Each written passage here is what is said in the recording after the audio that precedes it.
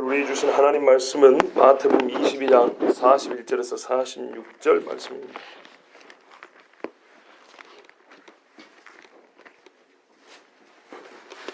마태복음 22장 41절에서 46절 말씀입니다.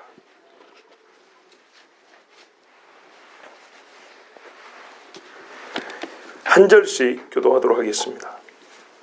바리새인들이 모였을 때 예수께서 그들에게 물으시되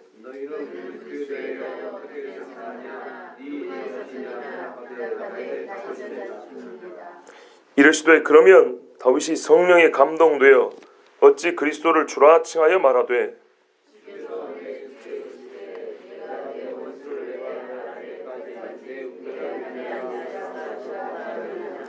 다윗이 그리스도를 주라 칭하였은즉 어찌 그의 자손이 되겠느냐 하시니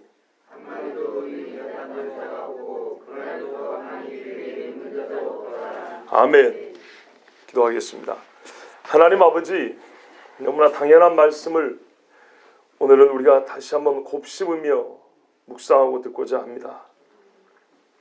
많은 말씀들의 해석보다 말씀이 이렇게 다양하게 그리스도 예수를 증거하는구나, 그 말씀이 귀에 들려올 때마다 주여 정말 은혜가 되게 하여 주시옵소서. 사람의 말이 아니라 하나님이 기록한 말씀, 그것들이 여기저기서 뛰어나와 내 귀로 막 달려들 때마다 내 마음이 고동치고 움직이게 하여 주시고 그리스도를 아는 지에 충만한 기쁨이 있게 하여 주시옵소서. 성령께서 오늘도 함께 해주시고 그리스도 예수를 증거해 주시길 원하오며 예수 그리스도 이름으로 기도하옵나이다. 아멘.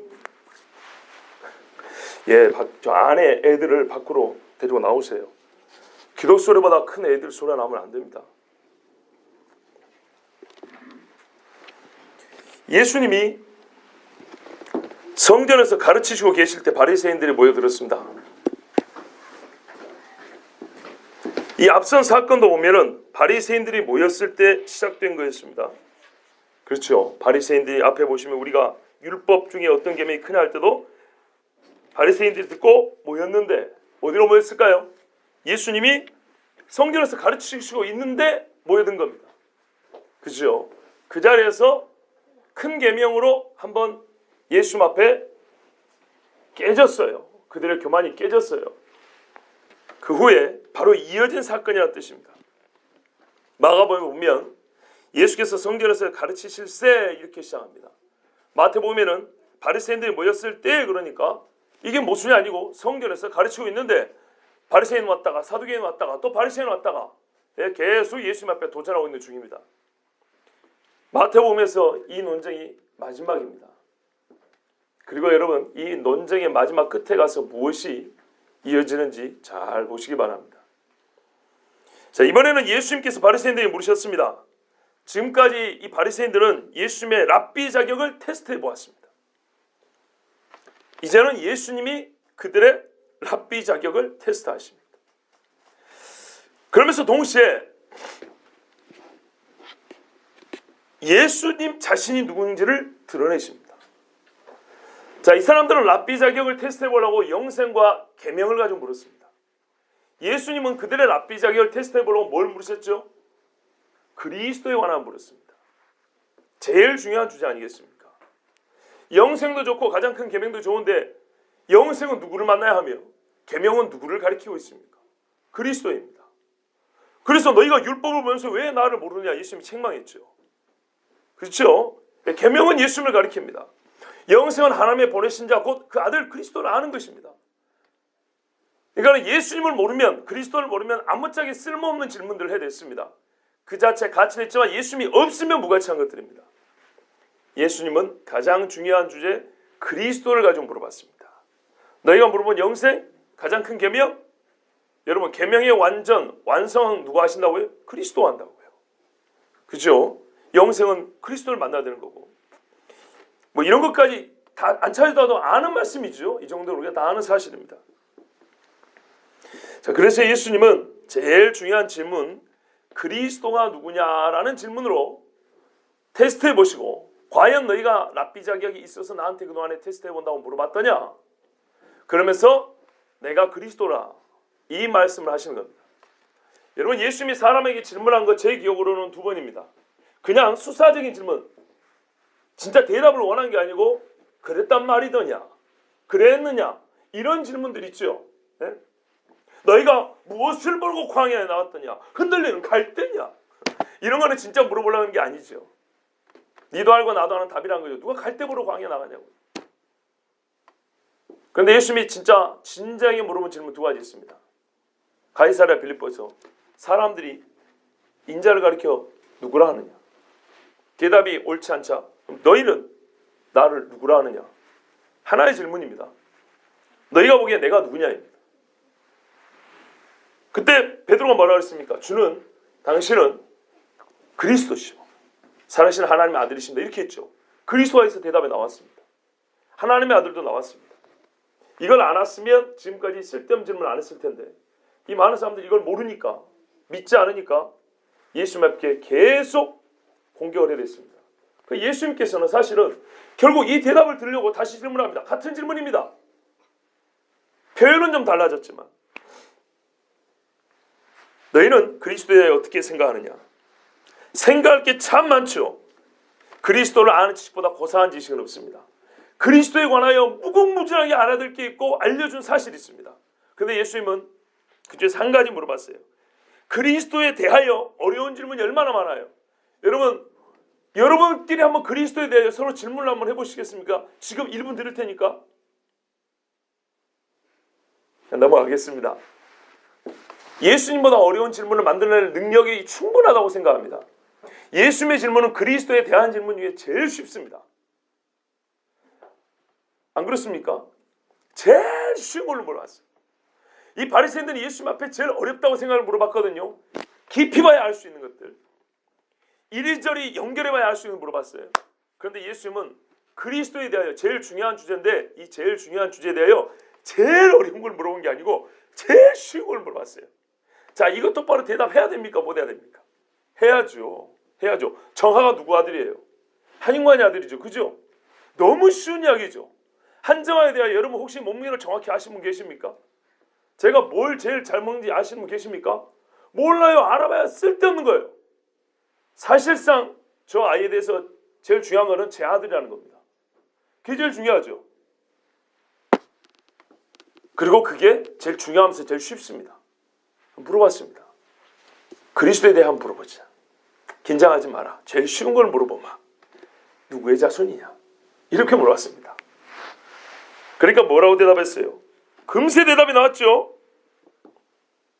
뭐라고요? 다윗의 자손이라. 우리 번역은 다윗의 자손이니이다. 이 사람들이 이니이다 이렇게 대답했겠어요? 아니에요. 아주 뭐랄까요? 기분 나쁘다는 식이죠. 우리를 뭘로 알고 다윗의 자손이다 이렇게 대답한 겁니다. 어감을 잘 살려야 돼요. 예. 그렇게 대답하니까 예수님이 뭐라고 대답했을까요? 맞다 그랬을까요? 틀렸다 그랬을까요? 우리 본문에는 틀렸다고 되어 있죠. 그렇죠. 맞으면 그걸로 끝났을 텐데 사실은 맞으면서 틀린 거죠. 근데 참 재밌는 게 뭐냐면 여러분, 마가복음에 보면요, 어찌하여 서기관들이 그리스도를 다윗의 자손이라 하느냐 이런 말이 있어요. 또 누가복음에는 어찌하여 사람들이 그리스도를 다윗의 자손이라 하느냐 이 말이 첨가되어 있어요. 무슨 말하면 예수님이 이렇게 됐겠죠. 바리새인들에게 내가 하나 물어보자. 그리스도에 대해 한번 물어보자. 사람들이 그리스도를 다윗의 자손이라고 그러더라. 너희는 그리스도가 누구의 자손이라고 생각하느냐? 이렇게 물어봤을 수도 있고요. 말의 순서가. 아니면 예수님이 그리스도에 대해 한번 물어보자. 그리스도가 누구의 자손이냐? 그러면서 옆에 있는 사람한테 어찌 사람들이 그리스도를 다윗의 자손이라 하는가? 이렇게 말했을 수도 있겠죠. 거의 동시에. 여기서 봐보세요. 예수님이 그리스도를 누구의 자손이라 하느냐, 저쪽에서 바로 다윗의 자손이라 말하는 거의 동시에 어찌하여 서기관들은 그리스도를 다윗의 자손이라 하느냐, 뭐 이런 말이 이어질 수 있었겠죠. 실제 대화라고 한번 생각을 해보세요. 대답하는 쪽에서는 그걸 말 같은 소리를 질문하냐 하면서 바로 대답했을 것이고, 예수님은 주변 사람들에게 이 질문에 대하여 집중하기 위해서 환기를 시킵니다. 지금 무슨 질문을 하고 있다고요? 그리스도가 누구의 자손인지. 그리고 이 사람들이 그렇게 대답을 했어요.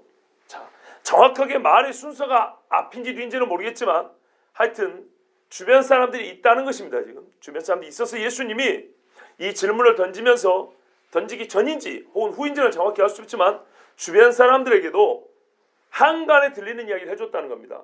사람들이 뭐라 그래요? 흔히 그리스도는 다윗의 자손이라 말을 해요. 그러니까 이게 쉬운 질문이라는 거예요. 그러면서 바리새인들에게 율법의 전문가들에게 이 쉬운 거를 자존심 상하시리 물어봐요. 그리스도가 누구의 자손이냐? 그러니까는 이 사람들이 다윗의 자손이다. 이렇게 대답을 했어요. 여기까지 여러분 불만 없으시죠? 그런데 하나 물어볼게요. 이제 유대인들이 예수님을 그리스도를 다윗의 자손이라 믿은 거는 맞아요. 왜냐하면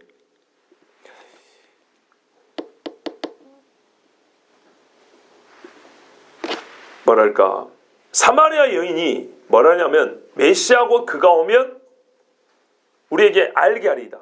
예배할 때가 어딘지 알게 하리이다. 이런 대답을 했다고 예수님 대화할 때. 근데 그 여자가 뭐냐면 메시아 곧 그리스도 이렇게 했거든요. 그러니까 메시아를 얘기하는 겁니다. 메시아. 자, 그러니까 유대인들은 어떤 말이냐면 메시아가 그리스도의 자손이라고 알고 있었다는 얘기입니다. 흔히 그렇게 알고 있었다는 얘기입니다. 그리고 마르다도 그래요. 마르다가 뭐냐면 그리스도가 오시면 그 그리스도는 하나님의 아들이고 그가 오면은 죽은 자가 부활할 거다. 뭐 이런 이야기를 하고 있단 말이죠. 마지막 때 그가 죽은 자를 살린다. 이런 부활 신앙하고 그리스도에 대한 신앙을 같이 마르다도 알고 있었어요. 요한도 뭐라 하냐면 요한복음 마지막에 20장 31절에 내가 이 책을 쓴 것은 예수가 그리스도의 힘을 믿게 하려 함이다 그랬단 말이에요. 그 왜 그래요? 예수님이라는 예수라는 이름은 마리아가 날 때 우리에게 주어진 분이 이름이지만 물론 그 전에 예수라는 이름이 많이 있었지만 나사렛 예수는 우리에게 그때 주어졌단 말이에요. 그런데 그리스도가 누군지에 대해서는 유대인들이 이미 알고 있었기 때문에 봐보세요. 그리스도라는 건 먼저 알고 있었고 지금 우리가 보고 있는 예수가 이 그리스도다. 이 이야기를 하는 거죠. 그러니까 유대인들에게는 그리스도가 오리라. 그리고 그는 메시아다. 이런 인식이 있었어요. 그리고 오늘 대답에 들어보니까 이 메시아는 다윗의 자손이다. 이렇게 알고 있었다는 거죠. 그렇죠. 그럼 혹시 이건 분명히 신약은 아니고 구약일 텐데 구약에 다윗의 자손이 메시아다. 이런 명시형 구절이 있습니까? 그러니까 다윗의 자손이 그리스도다. 이런 말이 있습니까? 없어요. 찾아보지도 않고 없다. 여러분 아마 머릿속에 이런저런 구절들이 이렇게 막 흘러갈 겁니다.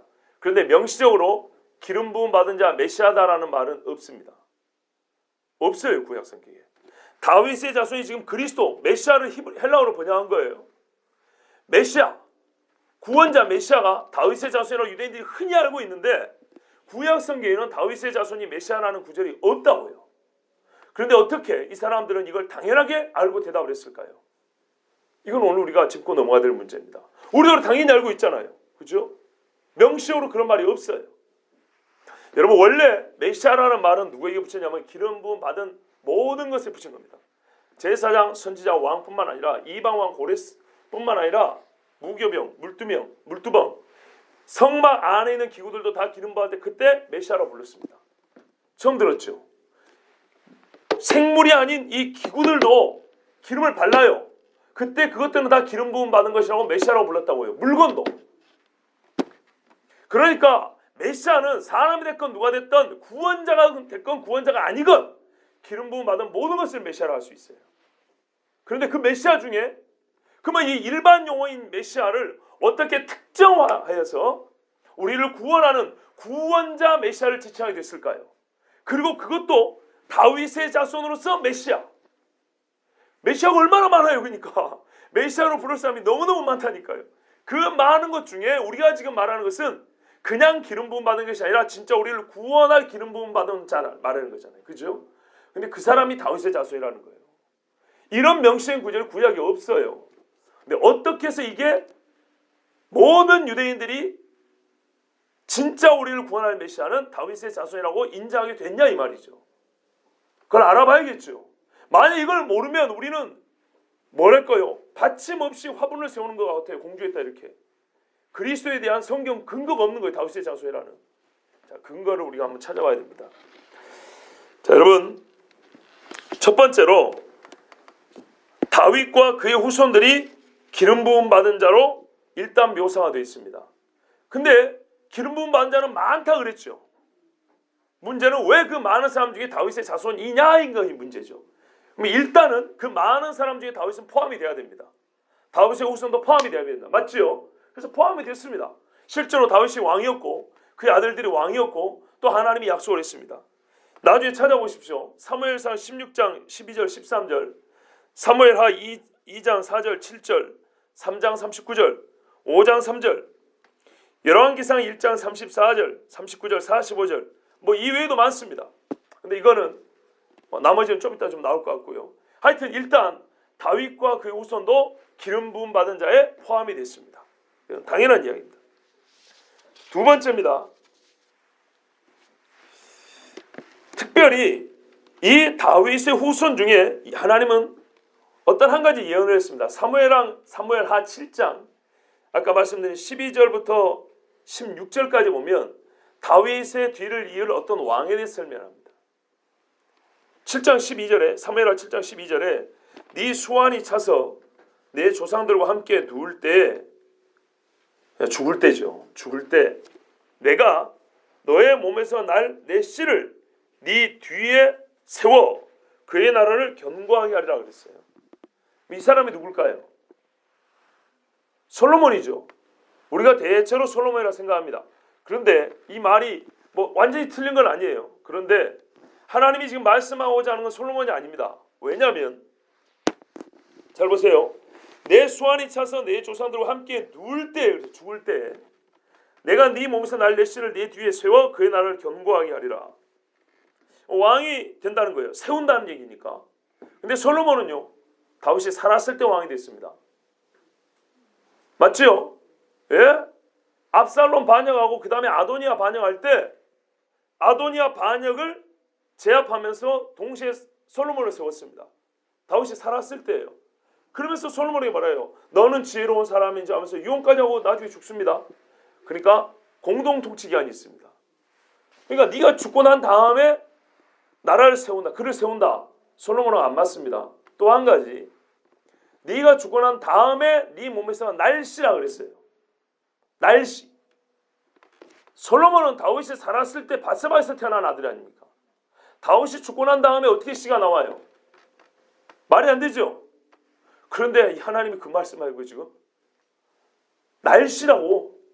예, 죽고 난 다음에 씨가 나온대요. 그런데 뭐라고 하는지 알아요? 참 재밌는 거예요. 네 몸에서부터 나오는 씨라고 그랬어요. 그리고 더 중요한 거는 그가 내 이름을 위하여 집을 건축할 것이요 나는 그의 나라 왕이라 영원히 경고하리라. 솔로몬의 나라가 영원했습니까? 아니요. 그 아들들 쪼개졌죠.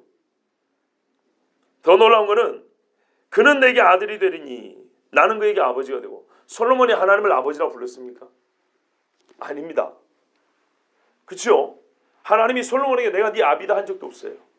솔로몬이 하나님을 아버지라고 부른 적이 없어요. 이거는 솔로몬이 아닙니다. 그러니까 언뜻 보면 솔로몬 얘기도 맞긴 맞아요.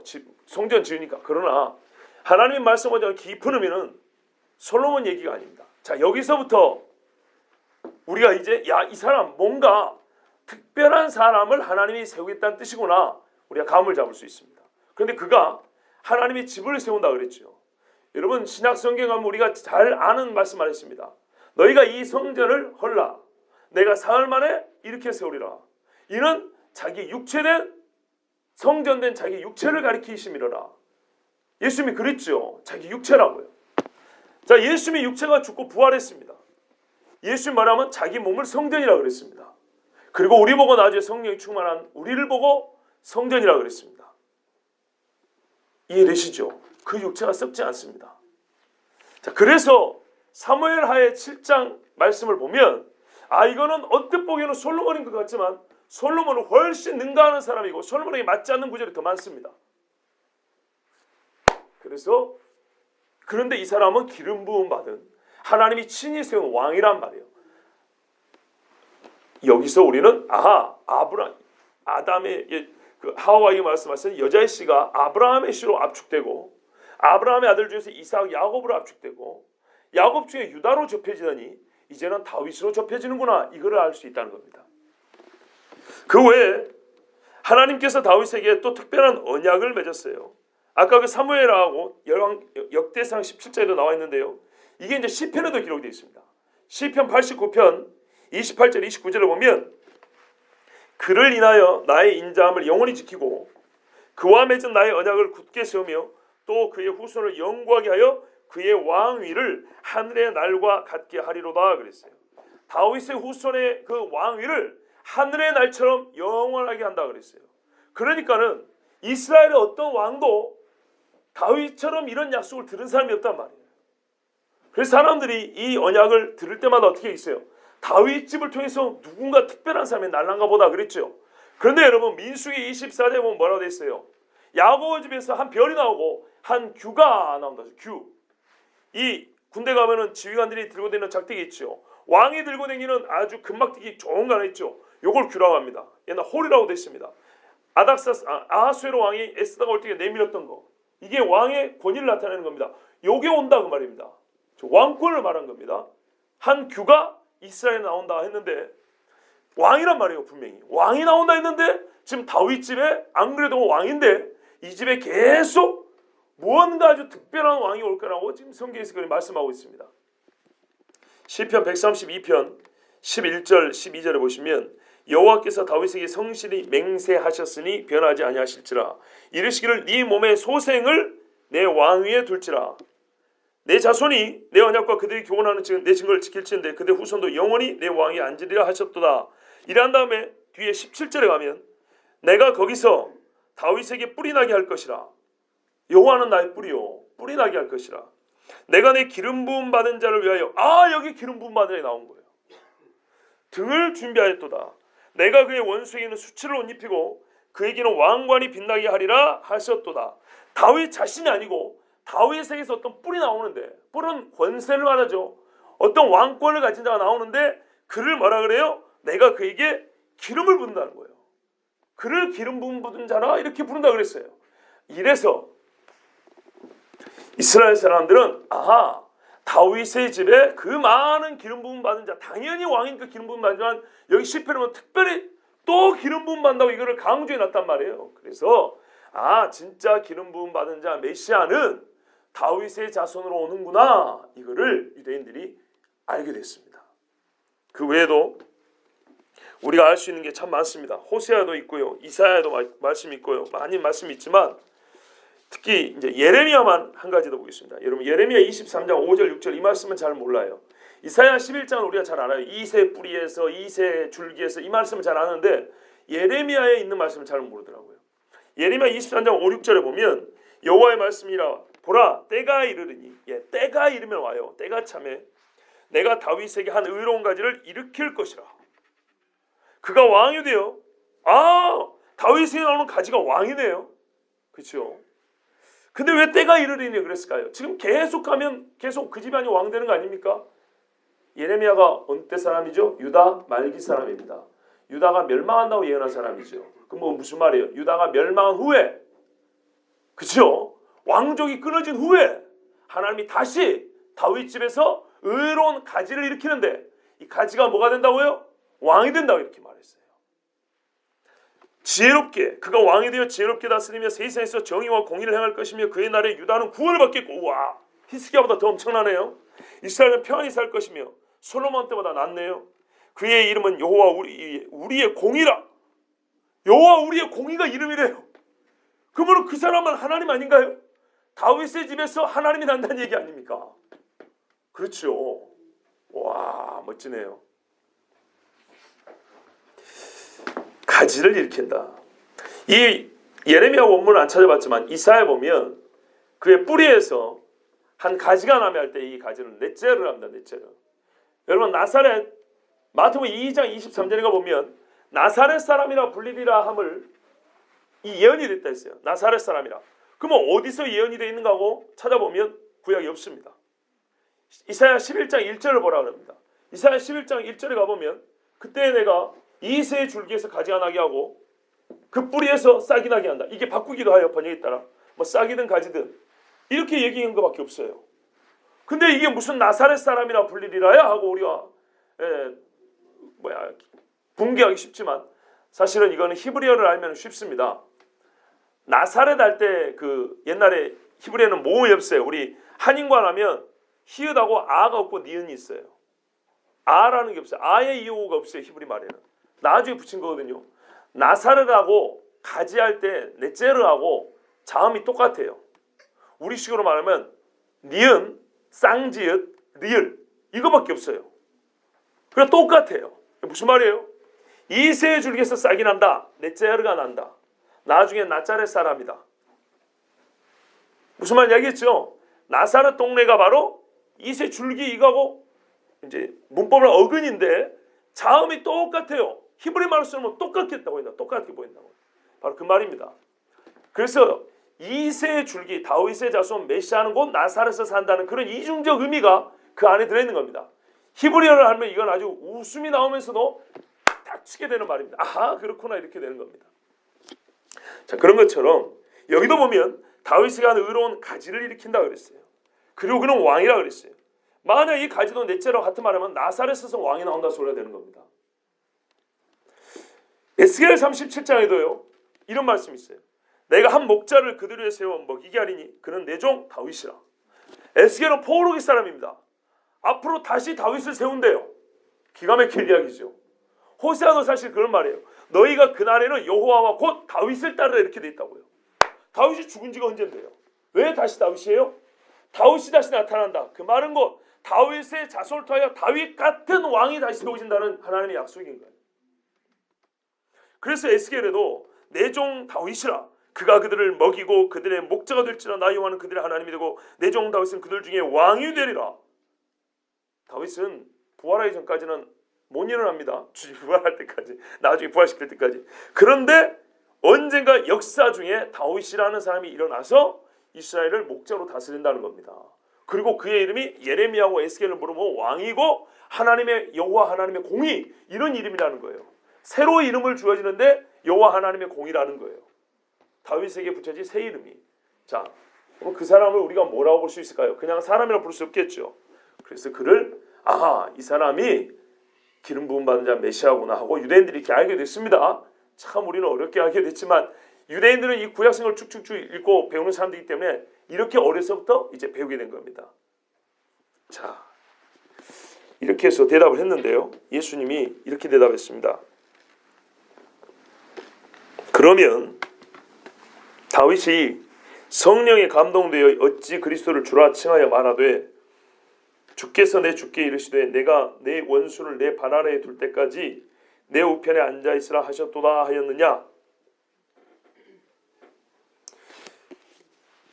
여러분 여기서 제가 두 가지 먼저 좀 풀고 갈 문제가 있습니다. 첫 번째는 예수님께서 다윗이 한 말을 지금 인용하고 있잖아요. 다윗이 이렇게 말했었다. 다윗이 그리스도를 주라 칭하였다 그랬습니다. 그렇죠? 근데 지금 다윗이 한 말이 어디에 있냐면 시편 110편 1절에 있습니다. 한번 찾아보십시오. 이거는 같이 찾아봐야 됩니다. 시편 110편 1절입니다.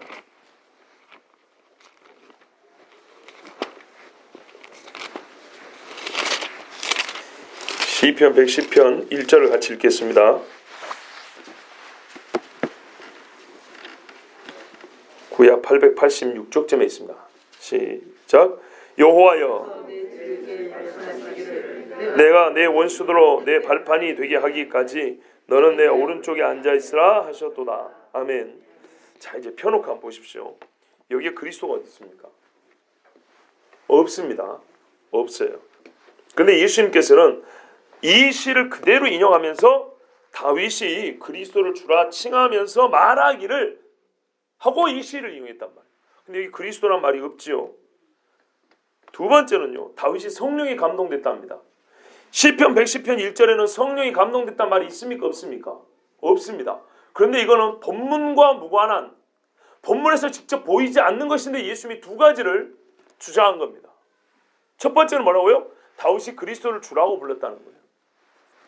이걸 어떻게 풀까요? 성경 어디에서 그 근거를 찾을 수 있냐면 여러분 자 봐보세요. 여기 시편 110편 1제 나오는 주는 원수를 그 발 아래에 둔다 그랬죠. 그렇죠? 언젠가는 그러니까는 내 우편 여호와의 우편에 앉아 있다가 나중에는 원수를 그 발 아래에 둔다 그랬죠. 발등상 발받침하는 걸상을 말합니다. 옛날에 왕들이 전쟁해가지고 이기면 어떻게 합니까? 그 위에 딱 보좌에 앉아가지고 탁자에 쿠션이 위에 붙어 있어요. 그 푹신푹신한데 발을 올립니다. 이걸 발등상이라고 그럽니다. 발받침. 그런데요, 아주 모욕적으로 할 때는 어떻게 하냐면 패배한 적국의 왕을 엎드리라고 그럽니다. 그리고 그 사람 등 위에다 발을 올려서 발받침으로 삼습니다. 그 말입니다. 원수를 딱 발밑에 놓고 예수님이 이렇게 발로 올리는 거죠. 지금 그 이야기 하는 겁니다. 근데 그때가 올 때까지는 어떻게 있으라고요? 하나님 보좌 우편에 앉아 있으라고. 자, 이분은 분명히 사람이 아니죠. 분명히 사람이 아니에요. 자, 이걸 봤을 때 그럼 과연 이분을 그리스도라고 부를 수 있어야 되지 않겠습니까? 이 그러면 성경 구절 어디서 근거를 찾을 수 있냐고요.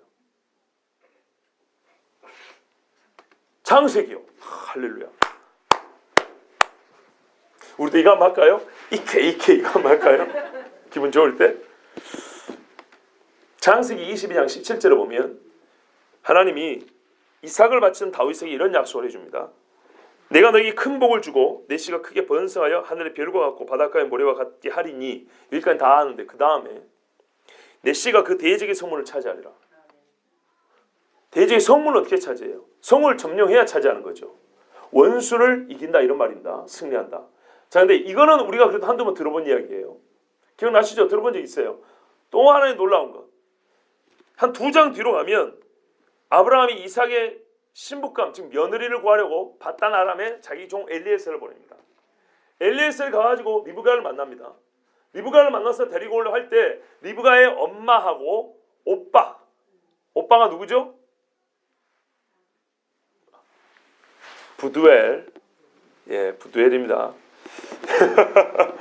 나중에 오빠 라반 맞는 것 같아요. 죄송합니다. 라반이에요. 죄송합니다. 라반. 예. 자, 이 라반이 축복을 합니다. 누구에게요? 리브가에게. 뭐라고 축복합니까? 24장 60절 봐보세요. 24장 60절. 리브가에게 축복하여 이르되 우리 누이여 너는 천만인의 어머니가 될지어다. 이거 뭐 생각하고 번성하라. 하와에게 준 복이죠. 그 다음에 내 씨로 그 원수의 성문을 얻게 할지어다. 아멘. 여러분, 이 축복의 문구가 전형적으로 하와의 이미지를 떠올리게 한다는 걸 아시겠죠? 하나님이 하와에게 준 축복입니다. 하와에 준 약속이라고요. 생육하면서 하와 모든 생명 있는 것의 어머니라는 거예요. 모든 생명은 전부 다 네 에게서 나온다는 얘기예요. 이게 천만인의 어머니, 히브리식 표현으로 맞는 말이에요. 그 다음에 네 후손이, 네 씨가, 후손이라는 게 너무 많죠? 아니에요. 씨예요, 씨. 딱 하나의 씨를 말해요. 한 씨, 특정된 씨예요. 그 씨가 원수의 머리를 밟는다 그랬죠. 그런데 여기는 말만 다르지 같은 말이에요. 내 씨로 그 원수의 성문을 얻게 할지어다. 아멘. 그러니까 표현만 좀 다르지 이거는 완전하게 하와에게 하나님이 준 축복의 말씀이에요. 그거를 아브라함에게 하나님이 주셨고, 그 다음에 그 며느리 리브가가 시집 올 때 친정 부모 엄마하고 아버지는 일찍 돌아가시는가 봐요. 엄마하고 오빠한테 지금 듣고 옵니다. 그러면 리브가의 오빠하고 엄마가 이걸 어디서 배웠을까요? 전에 내려오는 약속을 알고 있었거나 아니면 엘리에셀이 와서 해준 이야기 들은 거 아니에요. 그죠? 엘리에셀이 와서 우리 주인 아브라함을 말할 것 같으면 막 속였을 거 아니에요. 아니 지금 천리길을 데리고 가야 되는데 그렇지 않습니까? 신뢰가 있어야 될 거 아닙니까? 신뢰가. 재물이 문제가 아니라 신뢰인데 그 신뢰를 위해서 하나님과 아브라함 관계를 막 얘기했을 거예요. 그러니까는 전에 내려오는 약속과 비춰봤을 때 하나님이 아브라함을 택한 게 맞구나고 이제 신뢰가 딱 생기니까 이제 보낸 거 아닙니까? 그때 적어도 그때 이 말을 들었을 가능성도 있습니다. 어쨌건 언제 들은 게 중요한 게 아니고 이걸 믿는다는 거예요, 안 믿는다는 거예요? 믿는다는 거예요. 하나님이 아브라함이 주신 약속이고 하나님이 하와에 주신 약속, 이거를 리브가의 오빠하고 엄마도 믿고 있었다는 거예요. 그러면 꽤 많은 사람이 이거를 믿고 있었다는 겁니다. 근데 문제는 누구 집에서 오냐는 문제죠. 그런데 지금 이 집 딸을 왜 보내요? 아니 우리 딸이 그 씨의 어머니가 된다는 거 아니에요 지금. 그렇죠. 이게 이 축복의 길이니까 이거를 보낸 거예요. 이 딸을. 그러면서 정말로 하나님의 약속대로 네가 천만인의 어머니가 되고 네 씨가 원수의 성문을 차지하기를 원한다. 이렇게 축복하고 보낸 거예요. 자, 여기서 우리가 표현만 바꿀 뿐인 것이 표현만 바꾼 것일 뿐 하와에게 하나님이 주신 최종적 승리의 약속, 그 씨가 원수를 밟으리라, 원수의 머리를 밟으리라는 약속이 계속 반복되고 있는 것을 들을 수가 있습니다. 그렇죠? 예. 그래서 여자의 후손은 다윗의 자손으로 압축되고 그가 바로 메시아인 걸 알 수 있어요. 왜요? 오늘 다윗이 인용한 시가 다윗이 노래한 게 뭡니까? 바로 원수를 네 발 아래 둔다 그랬잖아요. 이 창세기에 기록된 여자의 씨가 원수를 이길 때 이야기입니다. 그게 누구에게요? 다윗이 보니까 그리스도 자기 씨 중에 자기 후손 중에 그 사람이 나왔다는 거예요. 아시겠죠? 예, 그거를 보고 노래한 겁니다. 그러니까 여기서 다윗이 그리스도를 주라고 부른 것은 이상하지 않다. 왜? 기름 부음 받은 자 그가 여자의 후손이고 여자의 후손은 원수의 대가리를 밟을 것인데 여기서 원수의 대가리를 밟은 그를 다윗이 주라고 했으니까 주라 하나 그리스도라 하나 여자의 씨라 하나 똑같은 동일 인물이라는 얘기입니다. 아시겠죠? 그 다음에 두 번째는요. 성령이 감동됐다 그랬어요. 뭐 이 정도 이야기하면 성령이 감동된 거 우리는 그냥 뭐 인정하지만 따지기 좋아하는 사람들에게 우리는 대답할 말을 준비해야 되기 때문에 어째 다윗이 이게 성령에 감동된 거라고 예수님을 확신할 수 있느냐? 베드로가요. 오순절 성령 강림 후에 설교할 때 이렇게 말합니다. 다윗이 그를 가리켜 이르되 다윗이 예수님을 가리켜서 이렇게 말했어요. 내가 항상 내 앞에 계신 주를 배웠으며 나로 요동하지 않게 하기 위하여 그가 내 우편에 계시도다. 이건 16편 찬송입니다. 자, 예전에 한번 말씀드렸어요. 15편에 다윗이 어떻게 내가 하나님 앞에 설 수 있을까? 이걸 막 찾아볼까요? 예, 찾아보겠습니다. 좀 넘기면 됩니다. 15편입니다. 시편 15편을 보시면 이렇게 시작을 합니다. 여호와여 주의 장막에 머무를 자 누구오며 주의 성산에 사는 자 누구오니까 정직하게 행하며 공의를 실천하며 그 마음에 진실을 말하며 악을 행하지만 쭉쭉쭉 얘기하는데요. 여기에 해당되는 사람이 없어요. 이렇게 의로운 자가 없는 거예요. 아무리 봐도. 누가 전능자의 장막 성산에 그 거룩한 산에 하나님의 장막 요한계시록의 장막집 못 들어가는 거 이대로 보니까 이게 기준이에요. 그죠? 다윗이 힘들어요. 정말 힘들어요. 그래서 뭐라 그래요? 5절 봐보세요. 15장 5절 15편 5절 이런 일을 행하는 자는 영원히 흔들리지 아니한답니다. 이게 이런 일을 행해야 구원을 받는 거예요. 그런데 이게 돼요 안 돼요? 안 돼요 안 돼. 그래서 16편에 이제 쭉 나오는 게 이건 말입니다. 다윗이 이게 안 됩니다. 나는 그냥 하나님 앞에 피할랍니다 하고 쭉 나오다가 뒤에 보면은 8절을 보세요. 내가 여호와를 항상 내 앞에 모시며 그가 나의 오른쪽에 계심으로 내가 흔들리지 아니하리로다. 아까 15편 5절에 이런 일을 행하는 사람이 영원히 흔들리지 아니한다 그랬죠. 근데 16편에는 이런 일을 안 해야 했는데 내가 여호와께 피하였더니 흔들리지 않게 됐죠. 원하는 바가 이루어졌죠. 그죠? 흔들리지 않은 게 원하는 거 아닙니까? 흔들리지 않아야 구원을 받는 거 아니에요. 그죠? 근데 어떻게 흔들리지 않게 됐어요? 그가 어떻게 해요? 내 오른쪽에 계심으로. 그가 누굴까요? 여기서 어떤 나 말고 다른 사람을 지칭하고 있습니다. 내가 이런 일을 행해야 흔들리지 않는 것인데 내가 이거 하려니까 돼야 안 돼요? 안 돼요. 근데 어떤 그가 있으니까 내가 이걸 안 했는데도 그가 있으니까 내가 흔들리지 않게 된 거예요. 그래서 메시아 시편을 하는 거예요. 그래서 어떻게 해요? 그래서 내가 너무 기쁜 거예요. 이제 9절부터 봐보세요. 기뻐요 막. 10절에 주께서 내 영혼을 수월해. 나 지옥 안 가요. 노래하는 가사를 봐보세요. 지옥에 안 가요. 왜 그래요? 주의 거룩한 자를 멸망시키지 않으실 것입니다. 주의 거룩한 자가 멸망을 안 당해요. 그래서 나도 지옥에 던져지지 않아요. 다윗이 얼마나 고민을 많이 했는지 아시겠죠? 자, 그래서 주께서 생명의 길을 내게 보신다. 여러분, 아무렇게나 말 안 쓴다고 했어요. 성경은 절대로 한 삐침도 점 하나도 낭비하지 않아요. 그러면서 이 17편까지 가면 이제 뭐랄까요? 이 확신을 가지고 정말 구원의 확신을 가진 자의 기도가 나오는 겁니다. 특별히 17편 맨 마지막에 봐보세요. 나는 의로운 중에 주의 얼굴을 배우리니 깰 때 주의 형상으로 만족하리이다. 부활신앙 아닙니까? 여기까지 가는 거예요. 누구 때문에요? 누군지는 모르는데 그 사람 때문에. 근데 베드로가 이 16편을 가지고 지금 설명하는 거예요. 사도행전 2장에서. 다시 한번 볼게요. 다윗이 그를 가리키려되 내가 항상 내 앞에 계신 줄을 배웠으며, 아까 얘기는 뭐라 그래요? 여호와를 내 항상 모심이 였다고요. 이게 주님이 여호와네요. 나로 요동하지 않게 위하여 그가 내 우편에 계시다. 근데 여기서 말이에요. 주가 그고 그가 내 우편에 계신대요. 이해되세요? 16편을 약간 해석을 한 겁니다. 16편에는 여호와를 내 항상 앞에 모셨고 그는 나의 오른쪽에 계시는데요. 그러면 내 오른쪽에 계신 분하고 앞에 계신 분 같을까요? 베드로는 같다고 얘기한 겁니다. 그러므로 내 마음이 기뻐했고 내 혀도 즐거워했으면 내 육체도 희망에 거하리니 소망에 거하리니 이는 내 영혼을 음부에 버리지 아니하시며 주의 거룩한 자로 썩음을 당하지 않게 하실 것이미로다. 주께서 생명의 길을 내게 보이셨으니 주 앞에서 내게 기쁨이 충만하게 하시로다 하였으므로. 이게 다윗이 이미 노래했다는 거예요. 그랬기 때문에 내가 형제들아 내가 조상 다윗에 대해 담대히 말할 수 있다. 그가 실제 인물이고 우리에게 무덤도 있지 않냐. 거짓말한 게 아니다 이 말이죠. 그 다음에 이렇게 했어요. 그는 선지자라. 와, 다윗이 선지자랍니다.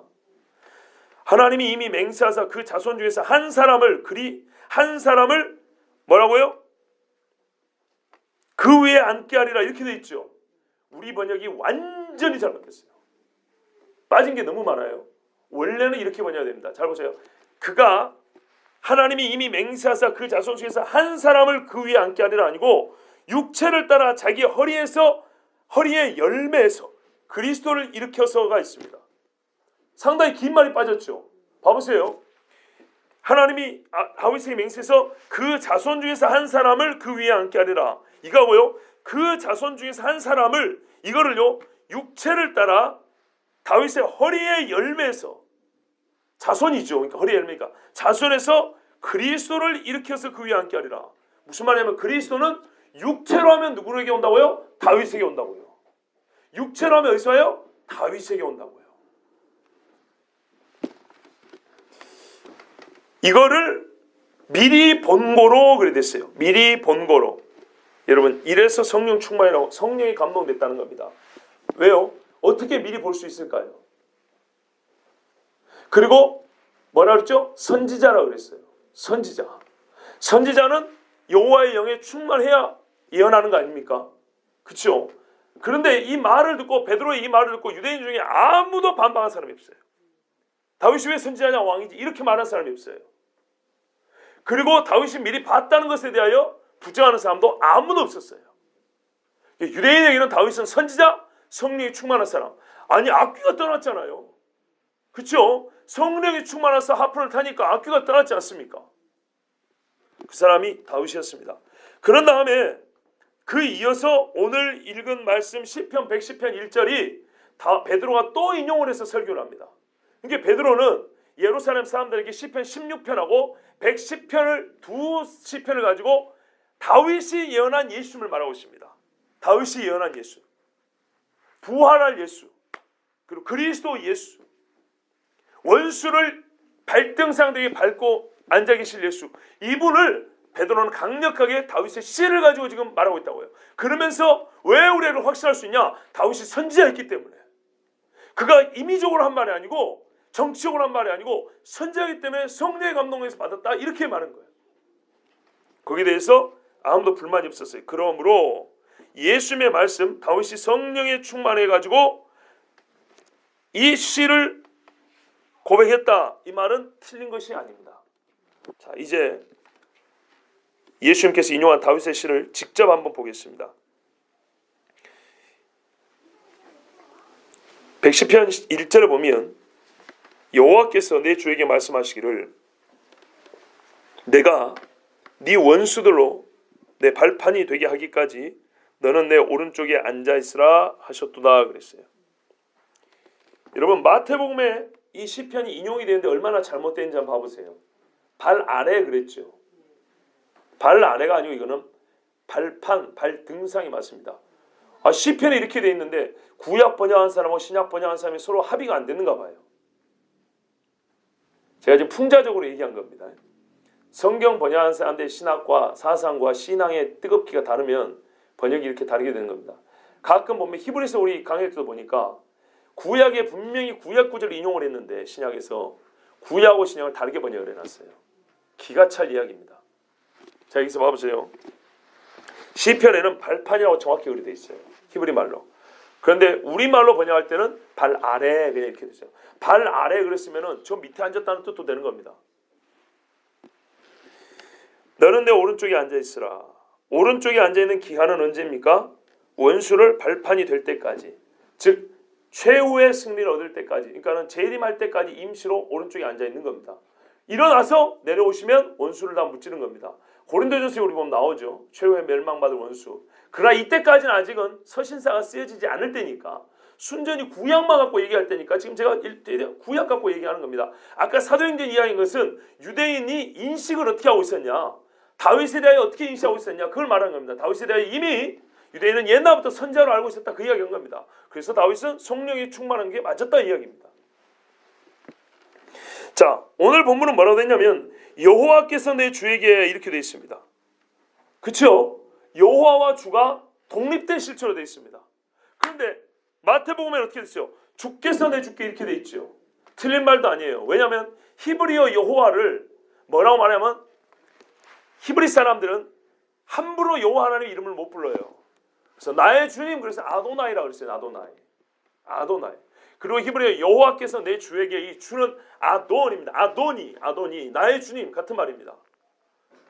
아시겠죠? 자 그러니까 여호와를 부르는 말이 원래는 야훼 이렇게 불러야 되는데 구약 사람들은 불경스럽다 해가지고 감히 우리가 어떻게 하나님의 이름을 부르냐 건방지. 그래서 여호와라는 글자 나오면 글자는 그대로 두고 발음은 아도나이 나의 주님 이렇게 불렀어요.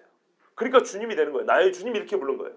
그러니까 나의 주님 여호와께서는 나의 주님께서 또 내 주님에게 이렇게 되는 거예요. 아시겠죠? 아도니에게. 그래서 이게 뭐뭐에게 라가 붙어요. 라 아도니 이렇게 된 거예요. 그러니까는 아도나이가 아도니에게 이렇게 된 거예요. 내 주님이 내 주에게 이렇게 된 거예요. 그걸 이제 뜻을 번역해서 인용을 한 겁니다. 마태복음에는 원래는 여호와입니다. 여호와를 성부 하나님을 히브리 사람들은 뭐라고 불렀다고요? 아도나이 불렀다고요. 주님이라고 불렀다고요. 그러니까 여호와께서 내 주에게 주님이 내 주에게 같은 말이라고요. 그러나 분명한 것은 두 분은 실체가 구별되어 있어요. 다른 분이에요. 그런데 다르지만 같습니다. 왜냐? 이 뒤에 나온 주님이 어디에 앉아 있어요? 내 주가 어디에 앉아 있어요? 여호와의 오른쪽에 있죠. 오른쪽이란 말은 여러분 동등되거나 더 높다 할 때 오른쪽에 앉힙니다. 그러면 동등이란 말인데 누가 하나님과 같습니까? 인간 중에 하나님 자리에 오를 자 누구 있습니까? 아무도 없죠. 아니 다윗도 말이에요. 뭐라고 그랬어요? 이 하나님 마음에 합한 다윗도 내가 어떻게 하나님의 성산에 들어가고 그 장막에 거할까? 이게 두려웠다잖아요.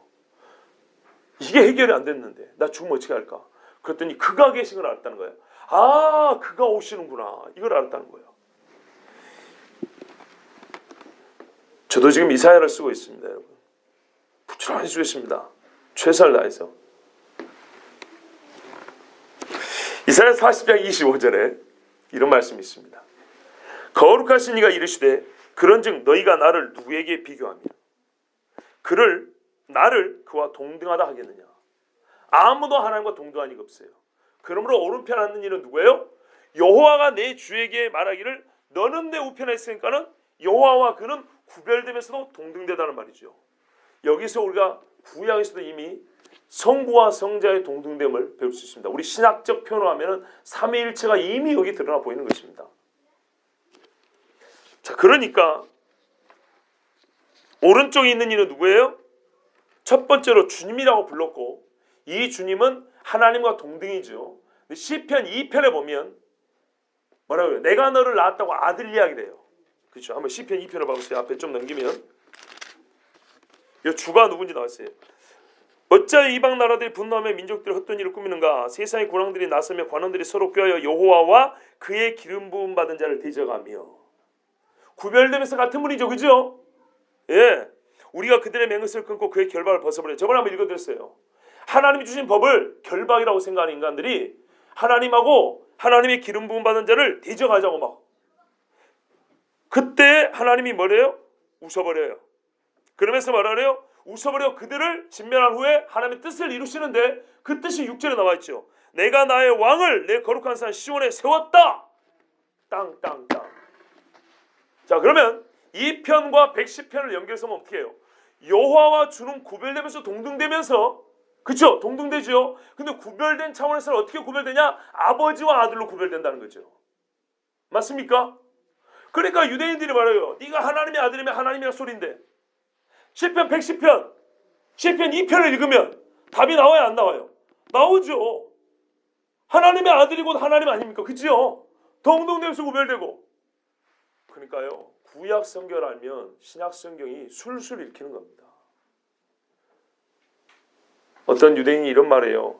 주이시 크리스천인데요. 그러니까 유대인인데 예수 믿는 사람인데 어느 교회를 가서 설교를 했나 봐요.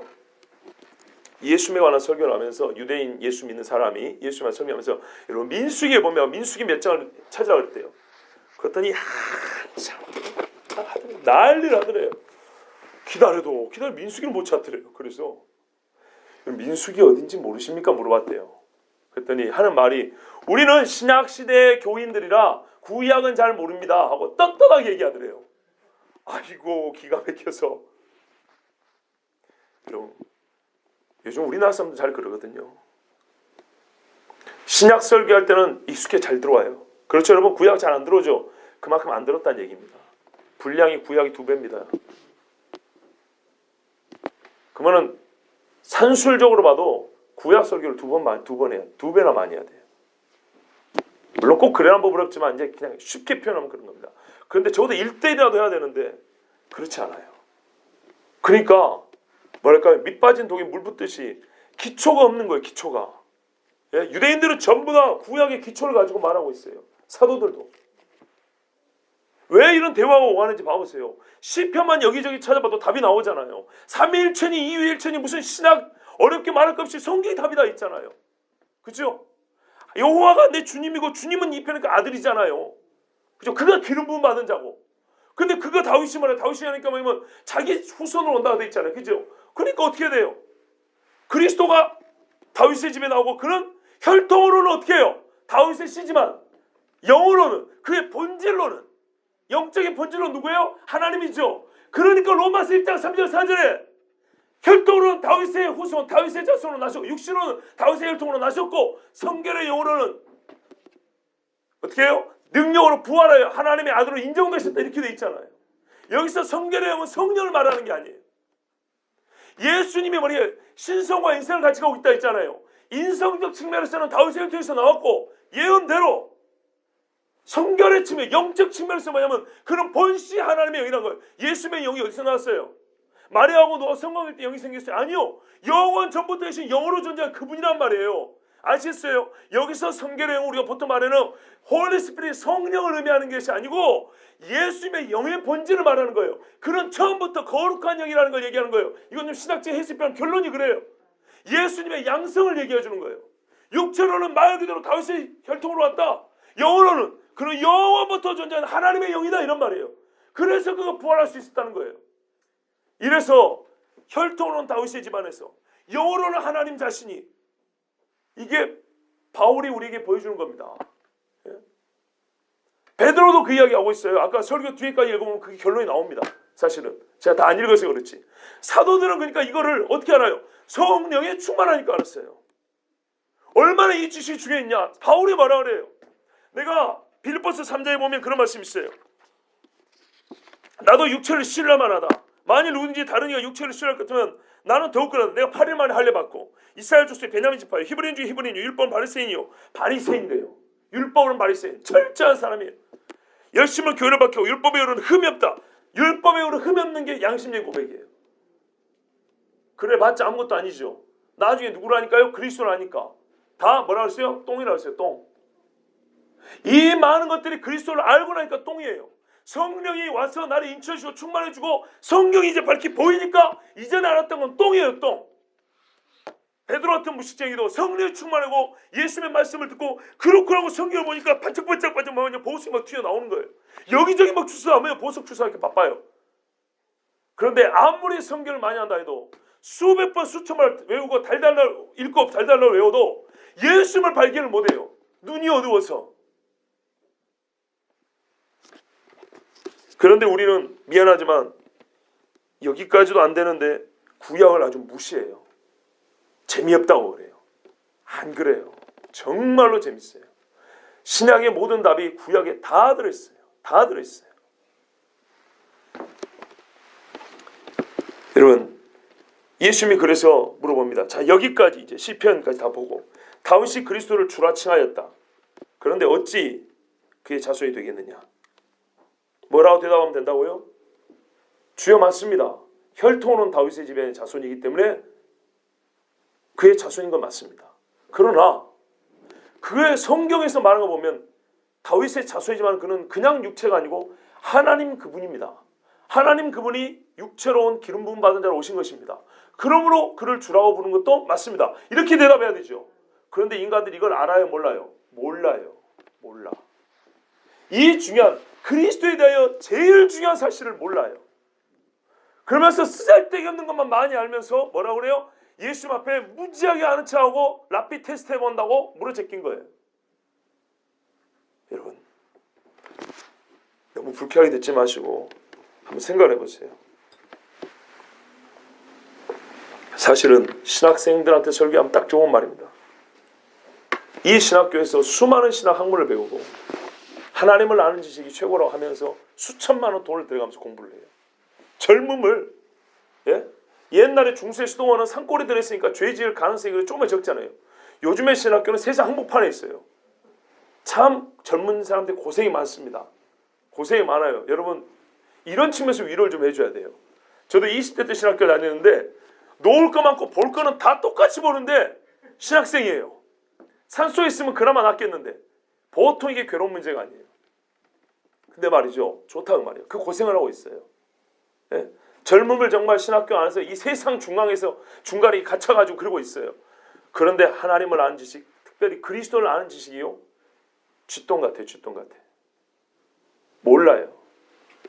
오늘 제가 우리 강현 집사님께 작은 책을 하나 선물했습니다. 최근에 들리는 소식에 의하면 우리 강현 집사님의 신앙이 너무 아름다워서 목회자로서 참 뭐랄까요. 상을 주고 싶었어요. 그래서 선물을 하나 했는데 너무 질투하지 마시고요. 우리 경건훈련 도서를 하나 드릴까 했는데 서점에 갔더니 없더라고요. 그런데 우리 저번에 우리 교회도 왔었고 저하고 우리 김한윤 전도사님이 각별히 서로 가까이 하고 기도했던 유석경 전도사님 기억나시죠? 예, 이제 최근에 오신 분들은 못 들었을 겁니다. 직장암으로 돌아가시기까지 유튜브에 치면 나와요. 유석경 전도사 치면 나와요. 불같은 메신저예요. 여자 전도사님인데 직장암 3기부터 마지막 돌아가실 때까지 2년 동안 불꽃이 아니라 횃불처럼 타올랐던 분인데 그분의 책이 나왔어요. 유고작으로. 김하윤 전도사님 추천사가 써져 있습니다. 얼마 안 비싸니까 한번 사서 보세요. 근데 이제 제가 우리 집사님들하고 그걸 샀어요. 그래서 앞에만 이 서문 앞부분만 봤어요. 앞부분만 이렇게 한두 페이지 보니까 거기 김하윤 전도사님 추천사도 있고 그리고 유석경 전도사님 살아생전의 이야기 좀 해가지고 서문이 있더라고요. 거기에 이런 말이 있어요. 암덩어리가 커지니까 몸 밖으로 암덩어리가 삐져나왔다 그랬어요. 항문 밖으로 암이 이렇게 나온 거예요.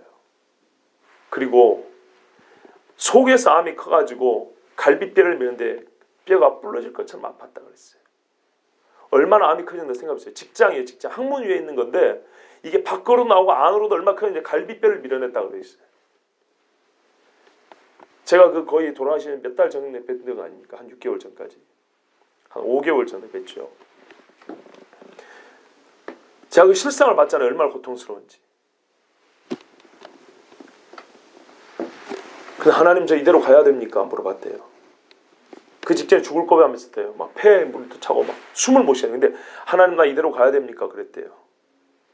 그런데 몸이 그렇게 아프고 나서 성경을 보니까 예전에 여러분 이분이 서울대 불문학과 출신입니다.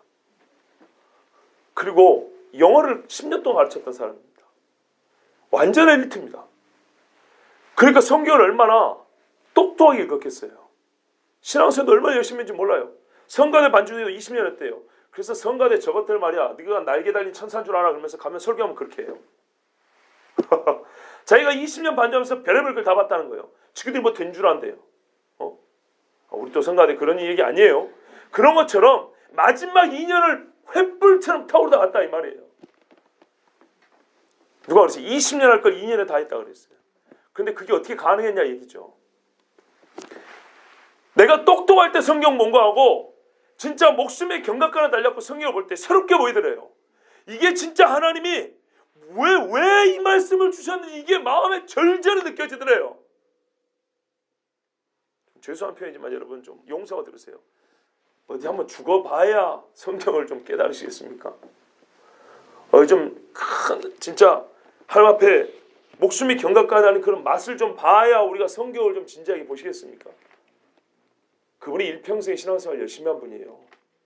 열심히 한 분인데도 뭐라 하면 진짜 죽겠구나 할 때 성경이 완전히 꿀수인처럼 단데 하나님이 말씀이 야 이런 마음으로 주는 게 이게 그냥 마음에 그냥 막 흘러넘치더래요. 그게 나와요. 그런 표현이. 그래서 하나님 앞에 기도했대요. 하나님 나 이대로 가고 싶지 않습니다. 나 이거 전하고 싶은데요. 나 죽기 전에 이거 나 지금 이 은혜를 전하고 죽어야지. 이거 못 전하고 죽으면 안 되잖아요. 그리고 기도했더니 그때부터 호흡이 쉬워졌다 그랬어요. 가능해졌다 그랬어요. 그리고 하나님의 은혜를 받아서 20년치를 2년에 하고 주님 부름 받고 갔어요. 제가 그 서문을 보고도 큰 감동했어요. 오늘 제가 이 말씀을 지금까지는 분석이에요. 그런데 왜 이 주님이 말씀 주셨을까를 아마 그 전도사님이 그 글을 읽지 않았으면 여기까지 생각 못하고 똑똑한 척하고 끝났을지도 몰라요. 목숨이 경각간에 달려 진짜로 제가 그 봤을 때 얼마나 고통스러운지 몰라요. 정말로. 하나님이 왜 이 말씀을 주셨는가 하나님의 마음이 느껴지면서 정말 성경이 새롭게 보였다 그랬어요. 그거를 전하고 싶어 안달나서 하나님 앞에 기도했더니 2년 생명을 연장해 줬다. 그게 서문에 나옵니다. 저는 그것만 읽고 집사님께 선물해 드렸는데 사실 뭐 얼마나 큰 은혜 한 권 다 읽은 것 같은 은혜가 거기 다 있었어요. 그리고 제가 이 말씀을 봤어요. 여러분 시간이 많이 가서 제가 뭐 복잡한 질문들 많지만 결론을 낼게요. 결론. 뒤에 보시면 한마디도 너희 대답하는 자가 없다 그랬어요. 그다음부터 감히 그에게 묻는 자가 없다 그랬어요. 왜 대답 못했습니까? 무식이 들통났잖아요. 많이 아는 척했는데 그리스도 정작 그리스도에 대해서는 아무것도 몰랐어요. 여러분 여기서부터 이제 스스로 질문해 보세요. 정작 그리스도에 대해서는 우리가 아는 바가 얼마나 되는지 한번 생각을 해보세요. 영생이고 계명이고 교회고 봉사고 뭐든 할 말은 많은데 진짜 그리스도에 대해서 얘기 얼마나 할 게 있습니까? 저 역시도 옛날에 그런 말 했어요. 우리 교회 집사님들 우리 재직회 할 때 말이죠. 이제 재직회는 아니고 일단 모아놓고 당화 나누면서 제가 회의 의장으로서 주제를 던져줘요. 여러분 교육에 대해서 한번 얘기해 보죠. 어릴 때부터 자식 교육부터 내가 학교 다닐 때 얘기까지 그냥 막 겁나 얘기할 거예요. 자 건강에 대해서 한번 얘기해 보죠. 막 얘기할 거예요. 재테크 뭐 투자에 대해서 한번 얘기해 봅시다. 할 말 많죠 여러분. 나도 인생 좀 살았거든. 할 말 얼마나 많아요. 그죠? 제가 옛날부터 그런 생각 한번 해봤어요. 자 이제부터 그리스도에 대해서 한번 얘기해 봅시다. 재미있을까요? 아니면 여러분 바리새인인가하고 똑같은 거예요. 불쾌하지만 수년 전부터 제가 그런 상상을 한번 해봤어요. 교회에서 아줌마들이 얘기를 너무너무 잘해요. 그래서 생각을 해봤어요. 저기에 예수님 주제를 딱 던져주면 어떻게 대화할까? 다른 이야기를 하지 말라는 게 아니에요. 정작 예수님에 대해서 우리가 잘 몰라요.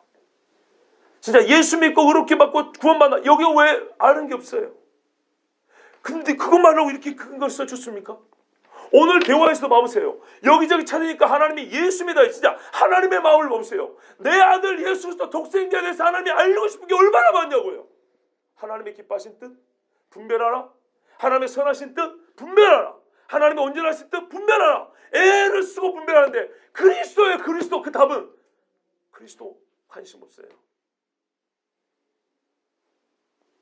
답이 안 나와요. 대신에 여러분 생명의 떡은 나와요. 그날부터 감히 묻는 자가 없더라. 여기에 기가 막히는 거예요. 왜 안 물어봤을까요? 왜요? 졌다고? 승복한 겁니까? 자존심 상했어요? 또 질까봐? 아니에요. 지금부터 딴 생각했기 때문이에요. 죽여버려야지.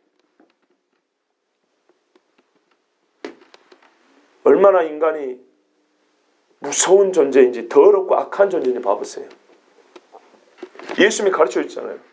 제가 오늘 그 책을 보고 생각을 해봤어요. 예수님이 이 질문 왜 했을까? 애나 자식들아, 지금까지 나를 너희가 어떻게 좀 해보려고 하는데 내가 한번 너희 코를 납작해 주겠다. 그랬을까요? 우리 언뜻 보면 그래요. 아니에요. 이들에게 마지막 구원 얻을 기회를 준 거예요. 너희에게 모세와 선지자가 있지 아니하냐. 족하니라.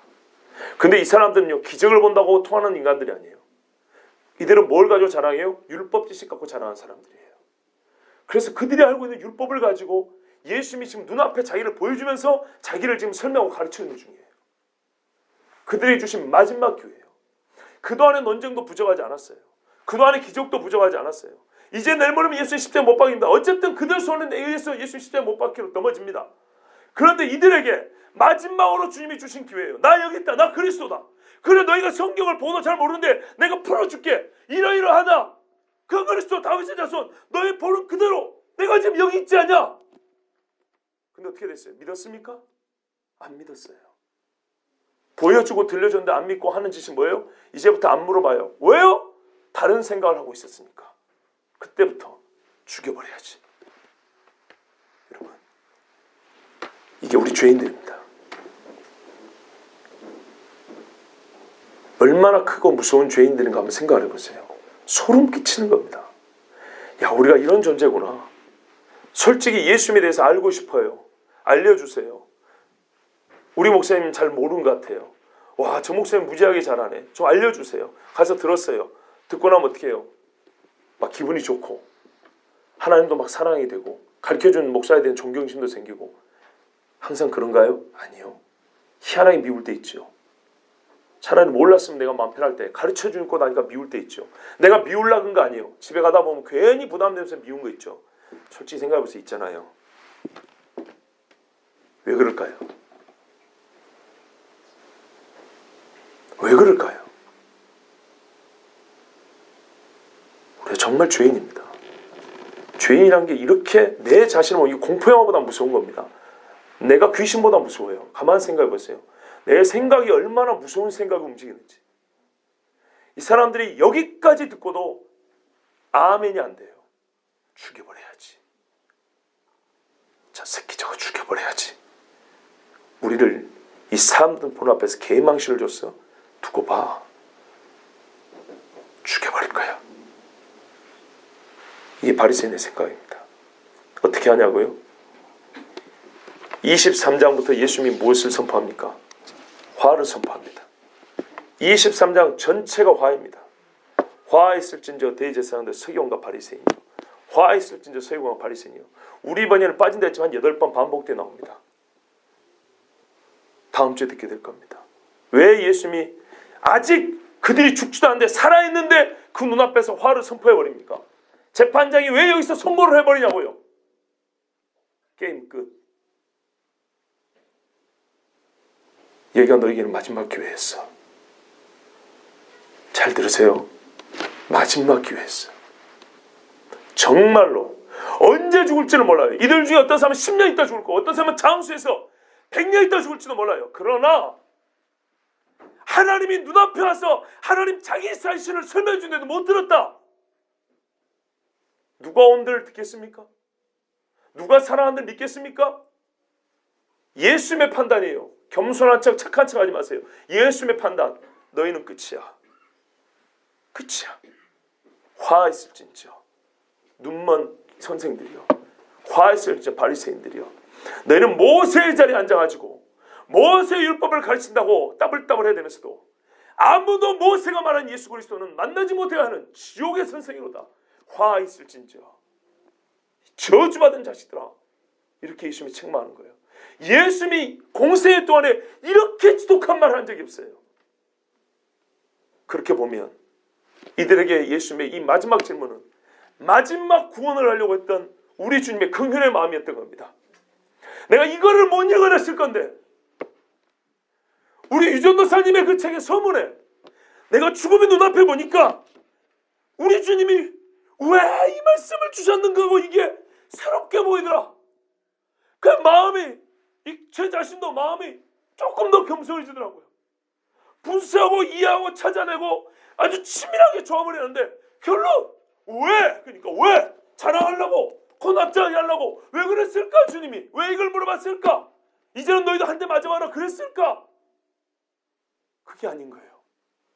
왜냐하면 바로 그 뒤에 다른 여지가 없이 바로 화가 선포됐기 때문에. 그만 보세요. 화를 선포하기 직전에 주님 하신 말씀이잖아요. 그죠? 마지막 기회, 이거 마지막 기회.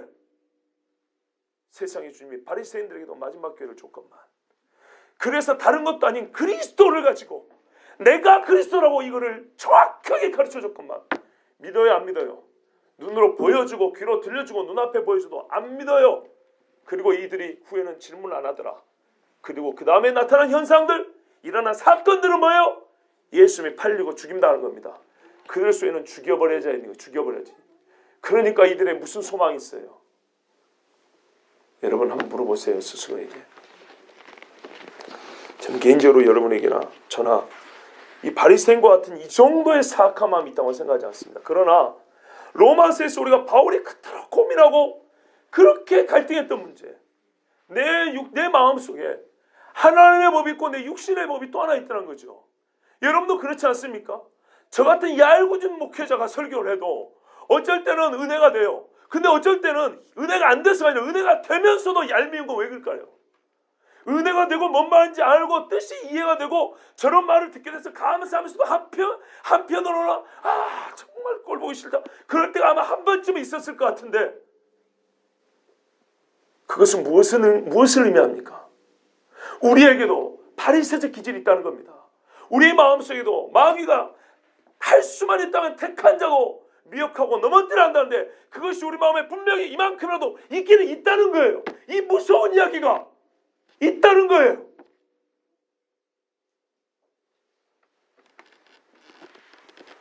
사랑하는 주의 종의 그 글의 그 앞부분을 보고 이 작은 정도 깨달은 바입니다. 우리 주님이 그래서 주셨구나. 오죽했으면 이렇게 말씀하셨을까. 그런데 세상의 어리석은 사람들, 여러분 단도직입적으로 볼게요. 이 사람들 지금 어디 있을까요? 지금 어디 있어요? 지옥 들어간 지 2000년입니다. 상상이 됩니까? 아주 우리 리얼하게 한번 물어보자고요. 이들 중에 얼마나 오래 살았는지 몰라도 전부 다 아무리 오래 살아도 100년 안에 다 죽은 사람들입니다. 아마 AD 70년에 예루살렘 파괴될 때 그때 거의 다 죽었을 겁니다. 이 사람들 다 지옥에 있어요. 불과 유황으로 타오는 모세, 타락한 천사들, 이 마귀 새끼들을 위하여 예비된 불 속에 던져져라고 우리 하나님이 던져버렸다고 그랬어요. 무섭지 않습니까? 그리스도를 눈앞에 두고도 그 설명을 듣고도 아멘이 안 나오고 죽여버려야지 했던 사람들의 그 결말이 무섭지 않습니까? 우리 주님이 이 마지막 때를 사는 우리에게 어제 새벽까지 동일하게 말씀합니다. 깨어있으라. 기름을 준비하라 말씀합니다. 정말 깨어있지 않으면 마지막 때 마귀 새끼가 말씀을 물고 가버려요. 그래서 배가 고픈 기갈이 아니고 말씀이 없어서 휘청거린다고 그랬어요. 잘 기억하십시오. 제발 이 시대는 하나님의 말씀의 검으로 싸워야 하는 시대입니다. 진리전쟁의 시대입니다. 특별히 그리스도가 누구냐? 신학자들이요, 성경에 말하는 그리스도 안 믿어요. 얼마나 요상한 이야기 이론들을 많이 만드는지 몰라요. 바리새인 같은 사람들이요, 진짜 그리스도를 만난 적이 없는 사람들이에요. 제발 그런 이상한 소리 듣지 말고 성경대로 구약 성경에 예언하고 다윗이 이 고민을 하면서 내가 죽으면 어떻게 될까? 이 고민을 하면서 주님을 만났고 미리 어떻게 해요? 성령 안에서 미리 봤다고 그랬어요.